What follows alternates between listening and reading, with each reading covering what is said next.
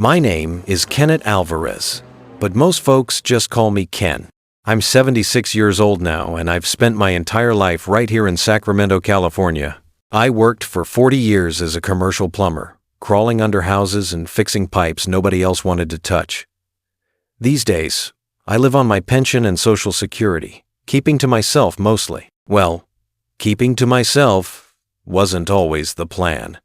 After everything that went down, it took a long time for the noise in my head to quiet down. Lord have mercy. When you've been married to someone for 47 years, you think you know them better than your own heartbeat. You think trust is something you earn once and keep forever. That's what I believed, anyway.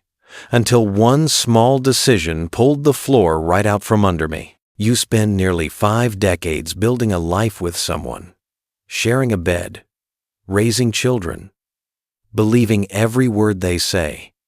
And sometimes it only takes one afternoon to realize you didn't know a thing. One missed fishing trip, one change of plans. That's all it took for me to walk into a truth I never could have imagined. If you're connecting with my story, please hit the like button to bring a little sunshine to this husband's heart. Subscribe to my channel so you don't miss my next stories. And tell me in the comments where you're listening from and what time it is there right now. It makes me really happy to know which corner of the country or the world is listening to me and what time of day it is for you. In my case, it was a weekend away I decided to fake at the last minute. If I'd just gone on that trip like I planned, maybe I'd still be living in that peaceful lie today. But something, fate or God or just plain bad timing, wanted me to see what was really going on. It was late April of 2019. I was 76 years old at the time. Barbara and I had been married for 47 years, nearly half a century together, and we'd raised 2 daughters and built our home on a quiet street where everybody knew everybody. That month, my old coworker Frank called me up about a weekend fishing trip up near Lake Shasta. Barbara wasn't planning to go with me because, well, she never did like fishing much, and she said she had plans with her church committee anyway. Some kind of volunteer work they were organizing. It all sounded perfectly normal to me. Nothing strange about it at all.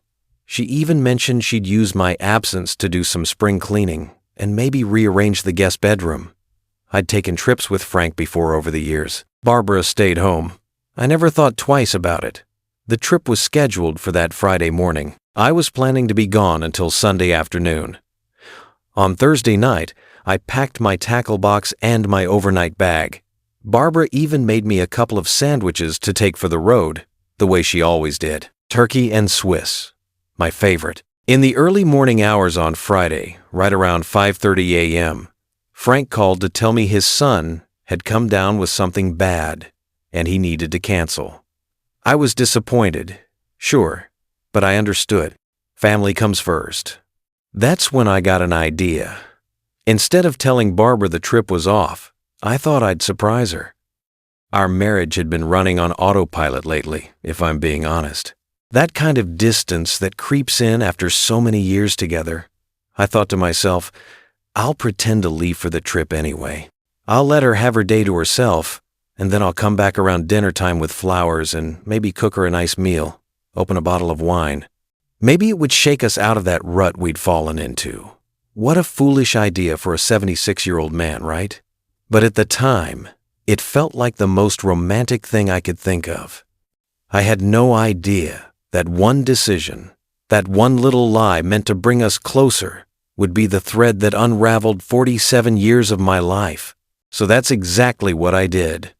I kissed Barbara goodbye that Friday morning, loaded my truck with my fishing gear like always, and drove off down the street just like she expected. But I didn't head north toward the lake. Instead, I circled back around to the other side of town and spent the morning killing time, trying to figure out how to fill the hours until I could come home and surprise her. I parked at a little cafe on J Street that I'd driven past 1,000 times but never stopped at. Ordered coffee and sat there watching people come and go, checking my watch every 10 minutes like a kid waiting for recess. The waitress probably thought I was lost or confused, the way I kept staring out the window at nothing in particular. Around 10 o'clock, I drove over to the hardware store. wandered the aisles looking at tools I didn't need, paint colors for rooms I wasn't planning to repaint. Bought a new screwdriver just to have something to do with my hands. Then I headed to the florist and picked out a bouquet of yellow roses, Barbara's favorite. The woman behind the counter smiled at me, like she could tell I was up to something sweet. "Special occasion?" she asked. "Just trying to remind my wife why she married me," I said. She wrapped them up real nice, with a bow and everything. I stopped at the grocery store next, grabbed ingredients for chicken piccata, the dish Barbara always said I made better than anyone. Picked up a bottle of that Chardonnay she liked, the one with the blue label. By noon, I had everything loaded in my truck, and my hands were shaking a little, part excitement, part nerves. I felt like a younger man planning his first date. I drove to William Land Park and sat on a bench near the pond, watching ducks paddle around in circles. The sun was warm on my face. I thought about how Barbara and I used to bring our girls here when they were little, pushing them on the swings until our arms got tired. Somewhere along the way, we'd stopped doing things like that, stopped making the effort. I convinced myself that tonight would be the start of something new, a second win for two people who'd forgotten how to look at each other. But sitting there on that bench, something nagged at me, a feeling I couldn't quite name. I kept replaying the morning in my head, the way Barbara had kissed me goodbye at the door, the way she'd handed me those sandwiches with a smile that didn't quite reach her eyes, the way she'd said, "Drive safe, honey," in a voice that sounded just a little too cheerful, too light, like she was reading lines from a script she'd memorized. When you trust someone with your whole heart, you don't question those little moments. You let them slide right past you because the alternative, the idea that something might be wrong, feels too heavy to pick up and examine. So you leave it where it is and keep walking. But now, sitting alone with nothing but time, I couldn't stop thinking about it. How relieved she'd looked when I told her about the trip. How quickly she'd agreed that I should go without her. How she'd been so specific about her plans for the weekend, almost like she needed me to know exactly why she couldn't come along. I shook my head, trying to push the thoughts away. I was being paranoid. Silly. Barbara had been with me for 47 years. She'd raised our children, buried her parents, held my hand through every hard season of life. She wasn't hiding anything. She was just getting older, like me, and maybe a little tired of the same old routine. That's all. By 2 o'clock, I couldn't wait any longer. I drove back toward our neighborhood, my heart thumping against my ribs like it was trying to break free. I parked a block away from the house, just in case she happened to look out the window. Didn't want to ruin the surprise too early. I walked up the sidewalk carrying the flowers and the grocery bags, feeling foolish and giddy all at once. But as I got closer to the house, something felt off. The air was too still, too quiet. Our street was never this quiet on a Friday afternoon. I unlocked the front door and stepped inside. "Barbara?" I called out. Nothing. The house swallowed my voice and gave nothing back. I set the flowers and groceries down on the kitchen counter and stood there, listening. The refrigerator hummed. The clock on the wall ticked. But there was no sound of Barbara moving around upstairs, no television playing in the living room, no running water in the bathroom. I walked through the kitchen into the hallway, my boots heavy on the hardwood floor. "Barb, you home?" Still nothing. I checked the living room. Empty. The guest bedroom. Empty. Our bedroom. Empty. The bed was made, neat as always, but something felt wrong. I couldn't put my finger on it at first, and then I realized what it was. Her purse wasn't on the dresser where she always kept it. I went back to the kitchen and looked around more carefully this time. Her keys weren't hanging on the hook by the door. I opened the coat closet.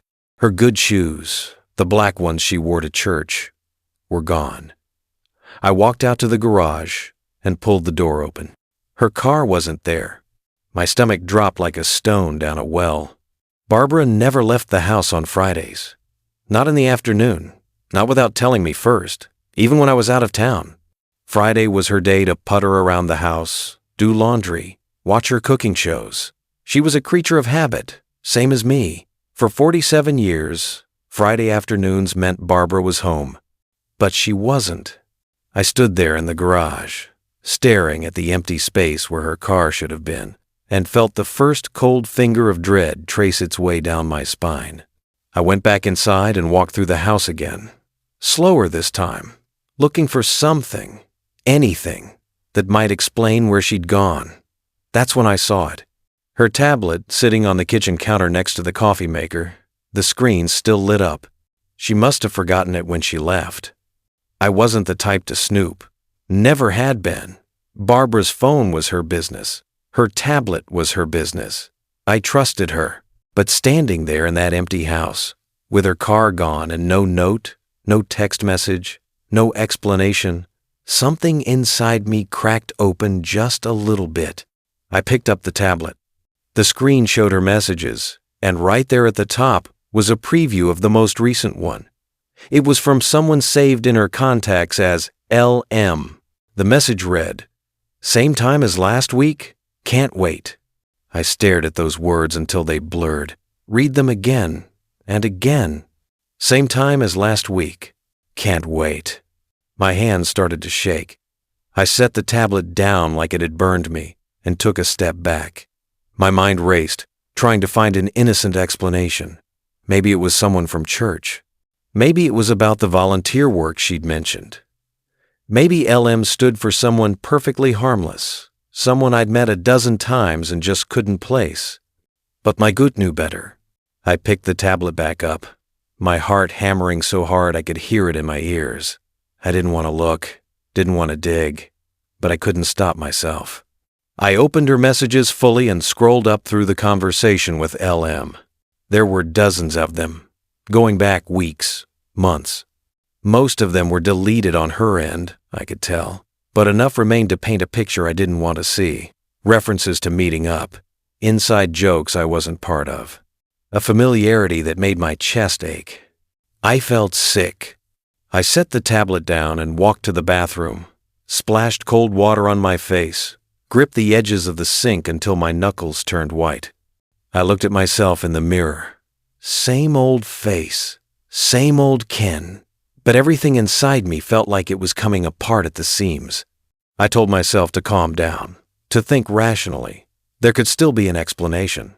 I was jumping to conclusions. I was 76 years old and letting my imagination run wild like a jealous teenager. But then I remembered something. Barbara had set up location sharing on her phone a couple years back, after our daughter Sarah had insisted on it for safety reasons. Just in case something happens, Sarah had said. So we can find each other. Barbara's phone was synced to her tablet. My hands were shaking so badly I could barely hold the tablet steady. I opened the location app, half hoping it wouldn't work, half hoping it would give me the answer I was terrified to find. The map loaded, and there she was, a little blue dot blinking steadily on the screen. She wasn't at church. She wasn't at the grocery store. She wasn't at a friend's house. She was at a hotel, the Fairfield Inn, 15 minutes away on the other side of town. I sat down hard in one of the kitchen chairs, still staring at that blinking dot. My whole body felt cold, numb, like I'd been dunked in ice water and couldn't find my way back to the surface. For a long time, I just sat there, staring at that blinking dot on the map, knowing deep down that once I drove toward it, nothing in my life would ever go back to the way it was. Before we continue, I'd love for you to like this video, subscribe, and comment your thoughts. It keeps this channel going, and it lets me know you're right here with me as the story unfolds. I don't know how long I sat there. Could have been 5 minutes. Could have been an hour. Time stopped making sense. But eventually, I stood up, grabbed my truck keys off the counter, and walked out the door. My hands were shaking so badly I could barely get the key in the ignition. I had to stop and take a breath before I could even start the engine. The drive to the Fairfield Inn took me through parts of Sacramento I knew like the back of my hand, past the elementary school where our daughters went, past the grocery store where Barbara and I did our shopping every Sunday morning, past the little Italian restaurant where we'd celebrated our 20th anniversary, Everything looked the same as it always did, but nothing felt right anymore. My mind was racing faster than my truck. Part of me wanted to turn around, go home, pretend I'd never seen that message or that blinking dot on the map, just go back to not knowing. But the other part of me, the part that had been married for 47 years and deserved the truth, kept my foot on the gas pedal. What was I going to find? What was I going to say? What if I was wrong? What if there was a perfectly reasonable explanation and I was about to make a fool of myself, bursting into a hotel like some jealous old man who'd lost his mind? But I knew. Deep down in my bones, I knew. The Fairfield Inn came into view, a 3-story building with cream-colored siding and a parking lot that was half full. I pulled into a spot near the entrance and sat there, engine running, staring at the glass doors. I could still leave. I could still turn around. Instead, I turned off the engine and got out. The lobby was small and clean, with that generic hotel smell of air freshener and carpet cleaner. A young woman stood behind the front desk, maybe 25 years old, typing something on a computer. She looked up when I walked in and smiled. "Good afternoon, sir." "Checking in?" "No," I said. My voice came out rough, like I hadn't used it in a while. I cleared my throat and tried again. "No, I'm looking for my wife.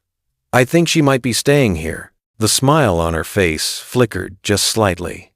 "I'm sorry, sir, but I can't give out guest information. It's our policy." I pulled out my phone and opened up a photo of Barbara from last Christmas. Our whole family gathered around the table, Barbara laughing at something our granddaughter had said. I held it up. "Please," I said. "This is my wife, Barbara Alvarez. I just need to know if she's here." The clerk looked at the photo, and I saw recognition flash across her face immediately. She knew Barbara. She'd seen her. She hesitated, glancing around like she was looking for a manager. "Sir, I really can't. Please," I said again. My voice broke on the word. She bit her lip, looked at the photo again, then at me. Something in my face must have moved her, because she sighed and turned to her computer. "She's registered," she said quietly, "but not under Alvarez." My heart stopped. "What name?" "Lane. Barbara Lane." Lane. Her maiden name. The name she'd left behind 47 years ago when she became my wife. "Is she here now?" I asked. The clerk nodded slowly. "She checked in this morning with..." She paused, uncomfortable. "With a gentleman." The floor tilted under my feet. I gripped the edge of the counter to steady myself. "What room?" "Sir, I really can't." "What room?" My voice came out harder than I meant it to. The clerk flinched. 217, she whispered. "Second floor." I turned and walked toward the elevator, but my legs felt like they were made of water. I made it halfway across the lobby before I had to stop, lean against a pillar, and catch my breath. The clerk was watching me, concern written all over her young face, but she didn't say anything else. I couldn't go up there. Not yet. I needed a minute. I needed to think. I walked back outside into the parking lot and stood there in the afternoon sun, scanning the rows of cars. That's when I saw it.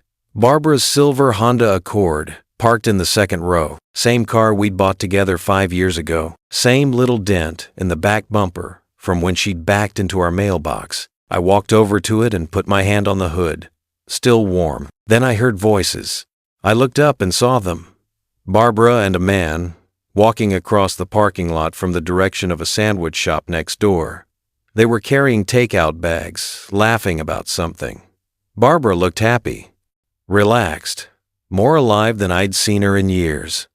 The man was younger than me, maybe late 50s, early 60s, tall, well-built, wearing jeans and a button-down shirt. He said something and Barbara threw her head back laughing, the way she used to laugh with me decades ago. And then he put his hand on the small of her back as they walked. That gesture, that small, intimate gesture that said everything without saying anything at all. I couldn't breathe, couldn't move.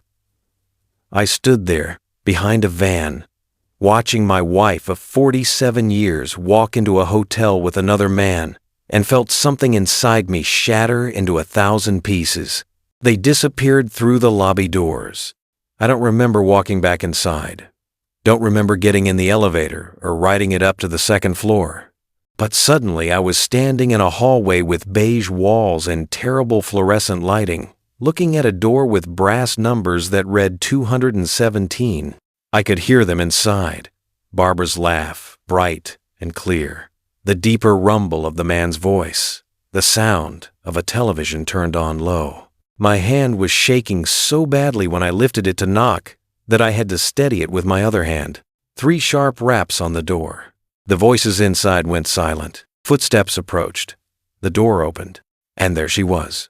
Barbara's face went from curious to confused to absolutely white in the space of a heartbeat. Her mouth opened, but no sound came out. "Ken," she finally whispered. "What are you? You're supposed to be." "Can I come in?" My voice sounded strange to my own ears. Flat, empty. She didn't move, just stood there frozen, one hand on the doorknob, the other pressed against her chest like she was trying to hold her heart in place. Behind her, I could see the man standing up from where he'd been, sitting on the edge of the bed. He looked confused, concerned, but not guilty. Not yet. "Barbara," I said again. "Let me in." She stepped back, and I walked into the room. It was a standard hotel room. 1 bed, neatly made. 2 takeout bags on the desk. The smell of coffee and someone's cologne. The man stood there watching me, his brow furrowed, trying to figure out who I was and why Barbara looked like she'd seen a ghost. "I'm Kenneth Alvarez," I said to him. My voice was steady now, eerily calm. "I'm Barbara's husband." The man's face went slack. "Husband?" 47 years, I said. He turned to look at Barbara, and I saw it all click into place in his expression. The confusion, the realization, the shock. "Barbara," he said slowly, "you told me you were separated. You said you were practically divorced." "Luther, I can explain," Barbara started, but her voice trailed off because there was no explanation. Not one that would make any of this okay. "Luther. So that was L.M. Luther Martin. How long?" I asked. The question came out quiet, but it filled the whole room. Barbara pressed her lips together and looked at the floor. "How long, Barbara?" 3 years, she whispered. 3 years. 3 years of Friday afternoons. 3 years of church committee meetings that never happened. 3 years of lies stacked on top of lies, built into a whole second life I never knew existed. "She told me you two were living like roommates," Luther said, and his voice was shaking now, too. "She said you'd grown apart, that you wouldn't care if she—" He stopped, ran a hand over his face. "Jesus Christ, you had no idea, did you?" I shook my head. Luther turned to Barbara, and I could see something breaking in him, too. "You lied to me. You've been lying to me this whole time." "I didn't mean for anyone to get hurt," Barbara said, and her voice had an edge to it now, defensive. I needed something for myself, Ken. Can you understand that? 47 years of being Ken's wife, of being a mother, of living in that same house, doing the same things day after day. I felt trapped. "So you lied," I said. "You used your maiden name. You built a whole life behind my back." "I never planned for you to find out," she said. "And that's what did it. That's what broke me. Not the affair. Not even the 3 years of deception. It was that sentence. I never planned for you to find out. Like the problem wasn't what she'd done. The problem was that I'd discovered it. You wanted to keep me in the dark," I said slowly. "You wanted to have your secret life and your safe life, and you didn't care that you were making me live in a lie. Ken, please, don't." I held up my hand. "Don't say my name like we're going to fix this. Like there's something to talk about." I looked at Luther, who was still standing there, looking like someone had just told him everything he believed was a fiction. "She's all yours," I said to him. "Except she's not, because she's still married to me. She just forgot to mention that part." Then I turned and walked out of that hotel room, down the hallway, into the elevator. My whole body was trembling. My vision kept blurring. I made it to my truck, got inside, gripped the steering wheel with both hands, and finally, let out the breath I'd been holding since I saw that blinking dot on the map. I sat there in the parking lot of the Fairfield Inn, watching the sun start to sink lower in the sky, and realized that the man who'd driven here an hour ago was gone.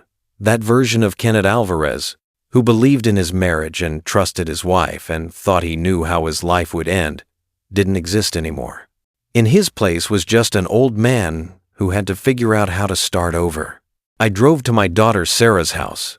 I don't remember making the decision to go there.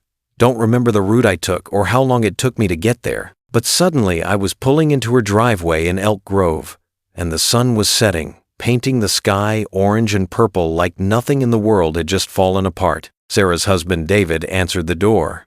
He took one look at my face and called for Sarah. She came around the corner from the kitchen, dish towel in her hand, and stopped dead when she saw me. "Dad, what's wrong? You're supposed to be fishing with Frank." I opened my mouth to speak, but nothing came out. I just stood there on her doorstep like a lost child. And that's when Sarah knew. She knew something terrible had happened. "David, take the kids upstairs," she said quietly. Then she took my arm and led me inside to the living room, sat me down on the couch, and knelt in front of me. "Dad, talk to me. What happened?" So I told her everything. The canceled trip, the empty house, the messages from LM, the location app, the hotel, Barbara's face when she opened that door. Luther Martin, 3 years, the maiden name. All of it came spilling out in a voice that didn't sound like mine. Sarah's face crumpled as I talked. By the time I got to the part about Barbara saying she never planned for me to find out, tears were streaming down my daughter's face. "No," she whispered. "No, Mom wouldn't. She couldn't." "She did, sweetheart. For 3 years, she did." Sarah put her hands over her face and started to cry. Not quiet tears, but deep, wrenching sobs that shook her whole body. I pulled her up onto the couch next to me and held her while she broke down, and that's when I started crying, too. The first tears I'd shed since leaving that hotel room. We sat there together, father and daughter, grieving for the woman we thought we knew. After a while, Sarah wiped her eyes and pulled out her phone. "I need to call Rachel," she said, her voice thick. "She needs to know." Rachel was our younger daughter, living in Roseville with her husband and 2 kids. Sarah called her, and I could hear Rachel's voice through the phone, going from cheerful to confused to devastated in the span of 30 seconds. "I'll be there in the morning," Rachel said. "First thing, don't let Dad go anywhere." I stayed at Sarah's house that night, slept in their guest room, or tried to. Mostly I just lay there staring at the ceiling, replaying the last 47 years in my head, looking for signs I'd missed, wondering how many times Barbara had lied to my face, how many church committee meetings never happened, how many Friday afternoons she'd spent with Luther while I was at home thinking everything was fine. The next morning, both my daughters showed up at Sarah's house before 8 o'clock. Rachel walked straight to me and wrapped her arms around my neck without saying a word. She just held on tight, and I held her back. They wanted to hear it all again, wanted every detail. I told them the same story, calmer this time, more factual, just laying out what happened without the emotion behind it. They listened in silence, holding hands on the couch across from me, their faces pale. "We need to hear Mom's side," Rachel said finally. "There has to be more to this." "There isn't," I said. "But you can ask her yourselves." "Where is she?" Sarah asked. "I don't know. Still at the hotel, maybe. Or home. I left her there with him." Rachel pulled out her phone and called Barbara. It rang and rang, then went to voicemail. She tried again. Same thing. "She's not answering," Rachel said. "She will, eventually," I said.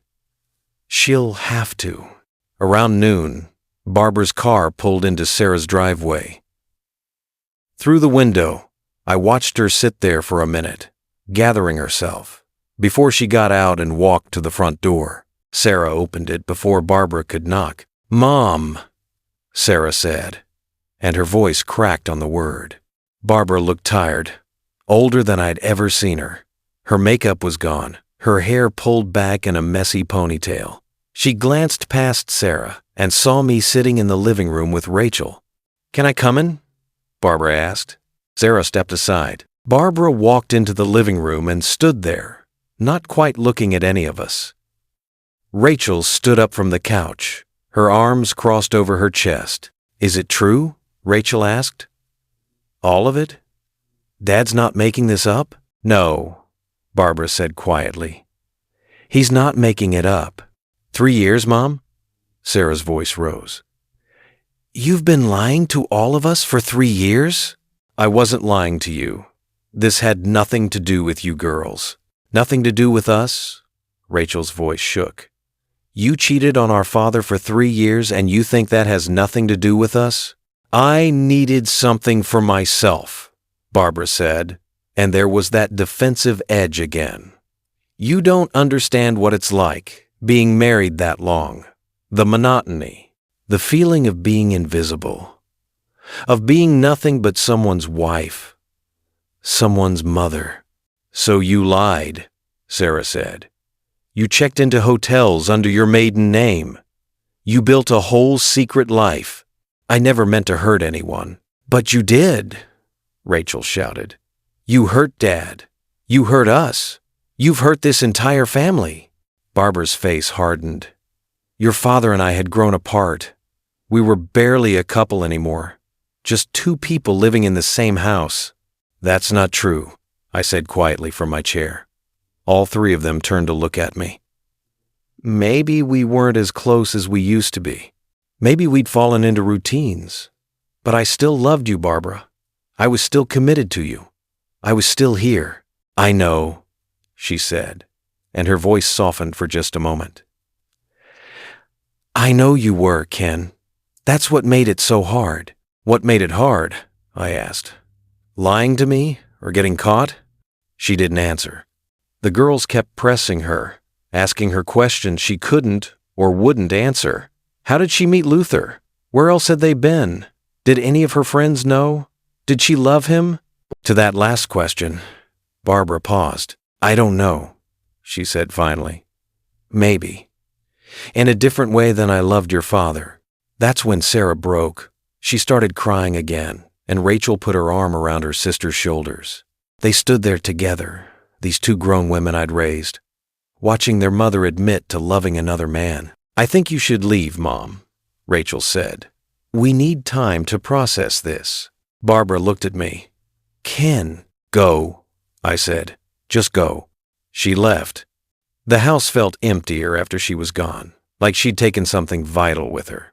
The girls sat on either side of me on the couch, all of us quiet, all of us trying to understand how 47 years of marriage and family could implode in a single weekend. "What are you going to do, Dad?" Sarah asked. "I don't know yet," I said. "But I can't stay with her.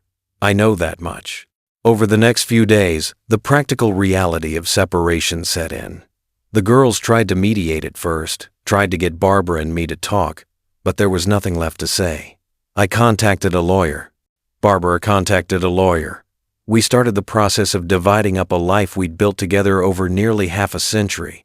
The house was the hardest part. That house held everything. First steps and first words. Birthday parties and Christmas mornings. 47 years of memories soaked into every wall. But I couldn't stay there. Every corner reminded me of Barbara. Every room held ghosts of a marriage I thought was real. I found a small rental apartment closer to downtown Sacramento. 1 bedroom, 1 bathroom, a kitchen barely big enough to turn around in. It was nothing like the house, and that was exactly what I needed. The day I moved out, Sarah and Rachel helped me pack. We worked mostly in silence, wrapping dishes in newspaper, folding clothes into boxes. Barbara stayed away, gave me space to take what I wanted. In the bedroom, I stood looking at our wedding photo on the dresser. Barbara in her white dress, me in my rented tux, both of us so young and full of hope. I picked it up, looked at those two kids who thought they'd figure it out forever, and set it back down. I didn't take it with me. The girls cried when I drove away from that house for the last time. I watched it disappear in my rearview mirror.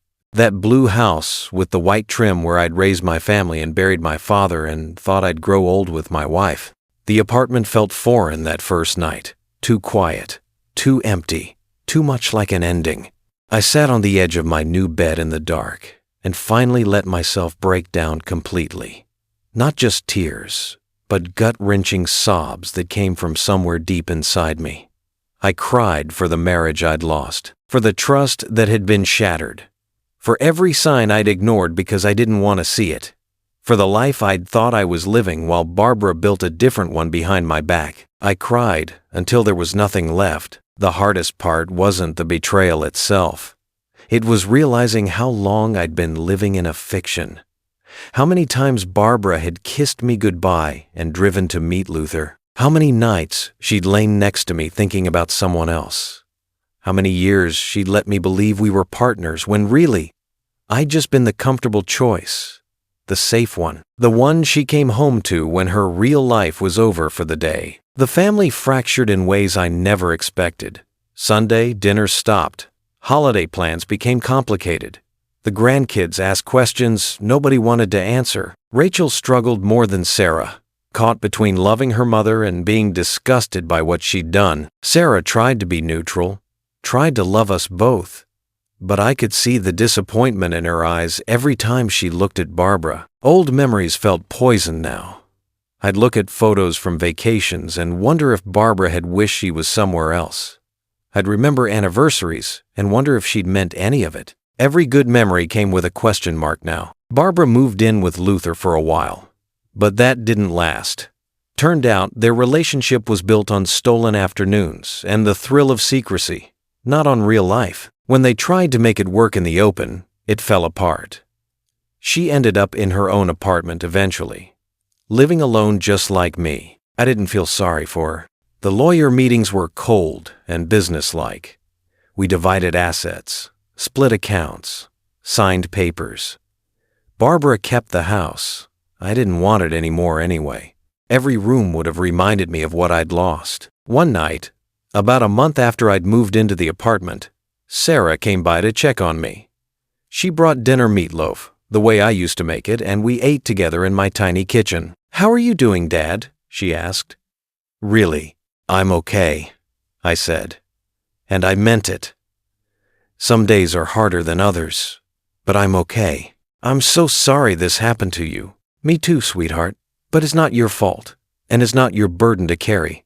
"She's still our mom," Sarah said quietly. "We still love her, but what she did..." "I know, and it's okay to love her and be angry with her at the same time. You don't have to choose." After Sarah left, I stood at my apartment window looking out at the Sacramento skyline. The city lights twinkled in the distance, and somewhere out there Barbara was in her own apartment, probably looking at the same sky.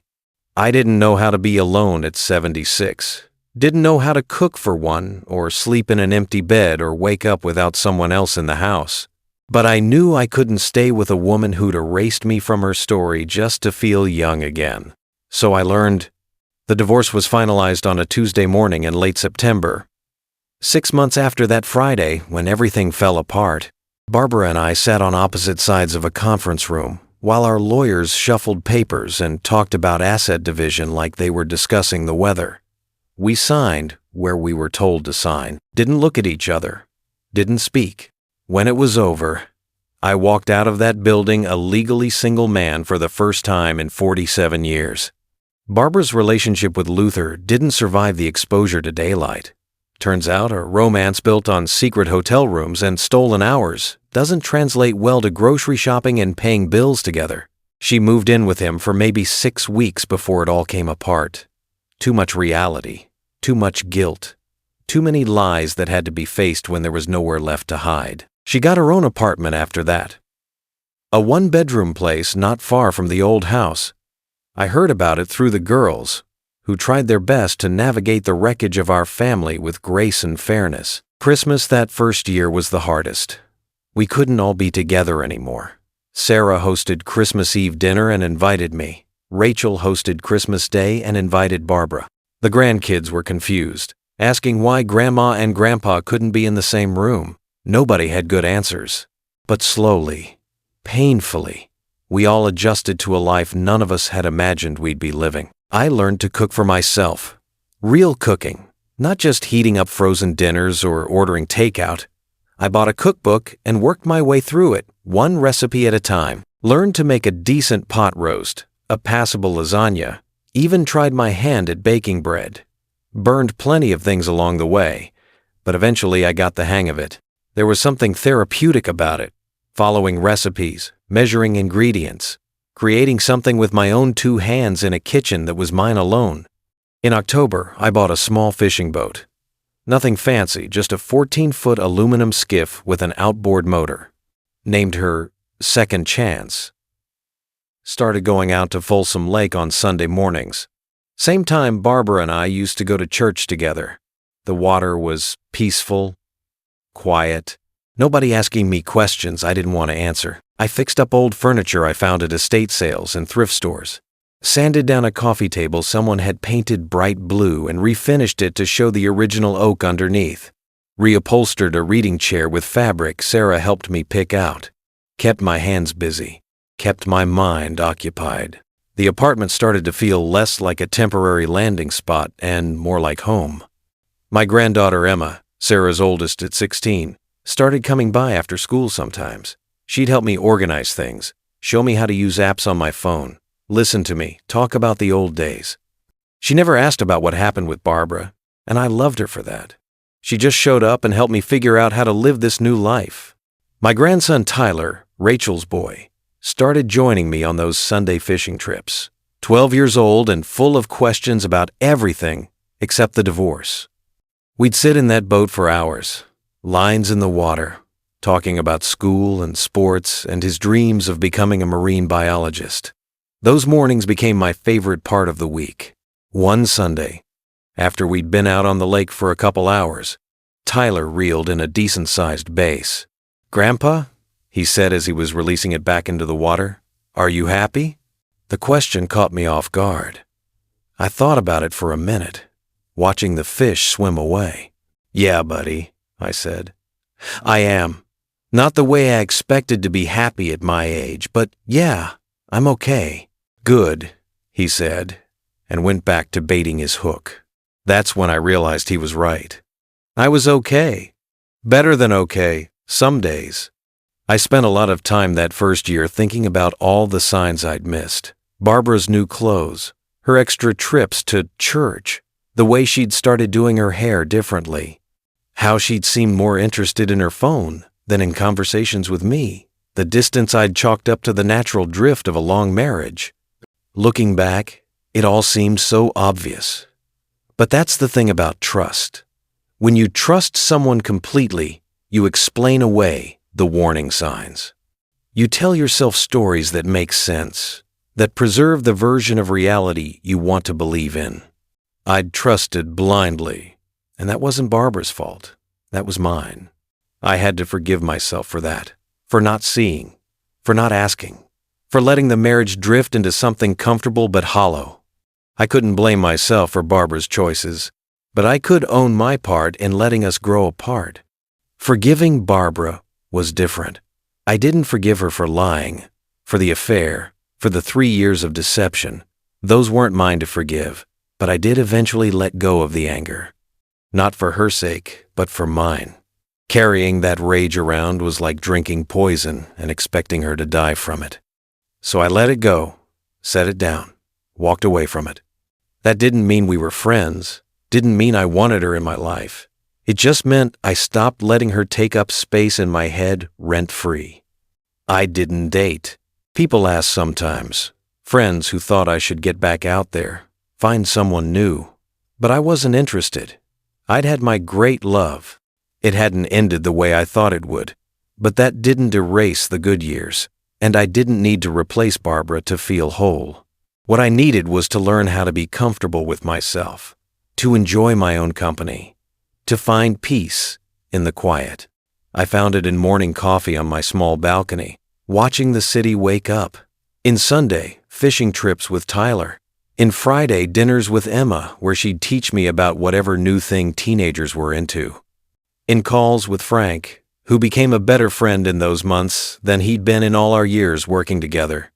I found it in small projects and simple routines, in books I'd always meant to read, in learning to play guitar from YouTube videos, badly but enthusiastically, in volunteering at a community garden where nobody knew my story and didn't ask. One evening in late spring, almost a year after everything had fallen apart, I sat down and started writing this story. Not for Barbara, not even really for myself, but for anyone out there who might need to hear it. Because here's what I learned. Pain whispers before it screams. Those small signs, those little moments of disconnect, those gut feelings you explain away they're trying to tell you something. Don't wait for the scream. Listen to the whisper. If you're hurting in your marriage, in any relationship, don't bury it.